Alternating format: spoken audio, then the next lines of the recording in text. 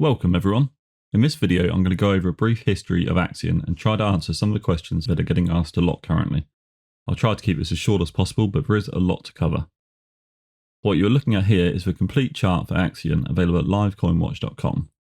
This covers the pre-sale testnet phase from July to October, then the mainnet launch on November 2nd. This is of course when the infamous hack took place. If you don't know about the hack, simply Google Axion hack and you'll find it on several sites like Tech Times or Cointelegraph. Basically, a subcontractor of Rock and Block, the company hired to write and deploy the smart contract, injected some malicious code shortly after the audit and just before deploying. He then proceeded to steal all the liquidity shortly after launch. This was devastating to the Axion team and all of the early investors, but we didn't want to see anyone lose their money. So we came up with a plan and quickly raised $500,000 in order to relaunch on November 13th. This is when the staking portal officially opened and staking begun. From there, it was plain sailing, up until about March, when someone came up with the idea for the venture capital auctions, or VCAs for short. Until then, we only had one type of auction, where 80% of the funds coming into the auctions were used to buy back Axion from the market in order to increase the price. However, when the VCAs were launched, the Axion buybacks were reduced to only 18%, and about 73% was going off to buy wrapped Bitcoin for the VCA Bitcoin dividends. Everyone was quite hyped about this at the time, as everyone wants to earn Bitcoin on their stakes, and presumably it would be a great marketing tool to bring in new people. However, what people didn't realise at the time is that this was basically funneling most of the money out of the Axion ecosystem and off to buy Bitcoin. Sure, the Bitcoin dividends were great, but it just sent the price plummeting. Axion then went through a phase of offering far too many discounts and bonuses to try and incentivize staking behaviors. As you can see here, at one stage we had 10% cashback, plus 10% discount, plus up to a 20% bonus. All this was doing was devaluing Axion more and more and allowing people to buy it super cheap, then dump it a month or two later. This, combined with the VCA auctions diverting funds off to Bitcoin, sent our price spiralling down for 5 months, even though on paper the Bitcoin dividends looked positive. During the month of July, a new strategy team was formed to take a serious look into the tokenomics and do an economic audit on the whole ecosystem. What we found was sobering. There was a lot of work to be done. Through the Axion testing initiative, the core and dev teams took action to tweak functions of the ecosystem, gather data and make lasting changes to the ecosystem based on hard data and some seriously complex simulations. The team acted fast to fix up the tokenomics and stopped the leaks which would have otherwise sunk the ship. Although it did make an almost immediate change to the price decline, we knew it wasn't going to be an overnight fix and that it would take several months to undo the damage and start climbing again. I'd now like to show you some of the simulations that the team did to determine the sort of changes we needed to make. With a huge portion of our supply locked away for 15 years, we needed to look not just at the short term, but the long-term economic viability. I hope that by releasing this video for you, you will understand more clearly how Axion functions and the effects that the accelerator and buybacks versus divs produce on our ecosystem as a whole. So, moving on to the simulations. Now, these are very complex simulations. They took a little while to build out. I'm not going to go into too much detail. But basically, they took into account the regular auctions, the VCA auctions, all the settings of those, the current bonuses, the share rate, the average stake length, some real data on when stakes are ending, and everything went through quite a lot of complicated calculations to simulate out how the tokenomics would work based on the current staking behavior and based on how the auctions actually function. What we immediately saw, as soon as we got it all plumbed in, was that the current tokenomics just were not going to last. It just confirmed our suspicions that all the money is being funneled out to Bitcoin and the lack of Axion buybacks was just too low. As mentioned previously, it's down as low as 18.4% and it used to be 80%. So as well as seeing that the simulation was showing us the price would be going downhill almost to zero, we also saw that the Axion and share inflation was just running away. We've always wanted to end up with around about 500 billion Axion, but this simulation was showing it's just running away to several trillion and beyond.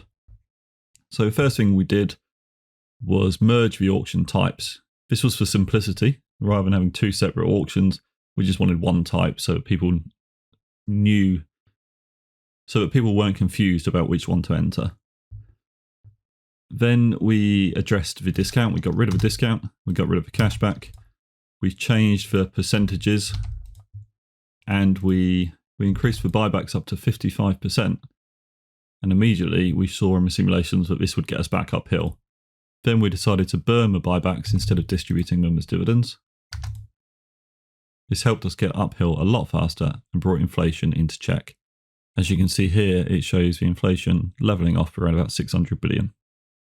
Now, what's interesting is we recently looked back onto these old simulations and realised that they kind of came true to the point. So around the current date, so the end of November, down at quad 0. Early December or mid-December, down at quad 07. This is exactly where we were on that date. We had this big build up here. We went beyond that. We went to 0003. And then we had this big dump here. Now, this big dump was big payday 1. This was the people who staked when we first launched Axion. They staked for exactly 1 year to take advantage of that big payday 1 bonus. So we knew there was a lot of stakes ending on that date. And because that's loaded into the simulations, we could see that this was going to happen here. So far, the simulations have been fairly accurate. They're not meant to be an exact price prediction. We're not taking into account buy pressure and sell pressure directly on SushiSwap or Uniswap back then.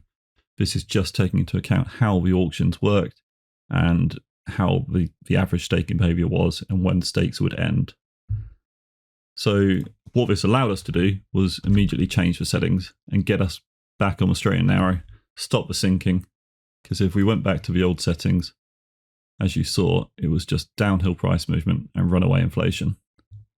So from there, we obviously changed the auction into the accelerator. Slightly different, but kind of the same behind the scenes.